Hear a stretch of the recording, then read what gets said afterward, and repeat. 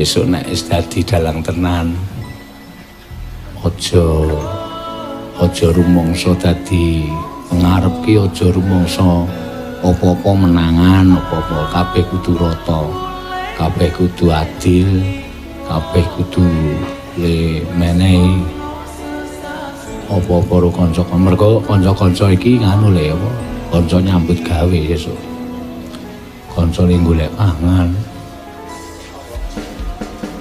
Kanca sing iso marai entuk rejeki, kanca-kanca biasa dadi aja dikiwake. Kaya bapak ngene iki adil para marta. Wis aja wah nek dadi dalang kudu sugih, ora kudu sugih. Dadi dalang iki kudu iso ngayomi karo kanca penabuh, ngayomi karo kabeh kru keluarga dadi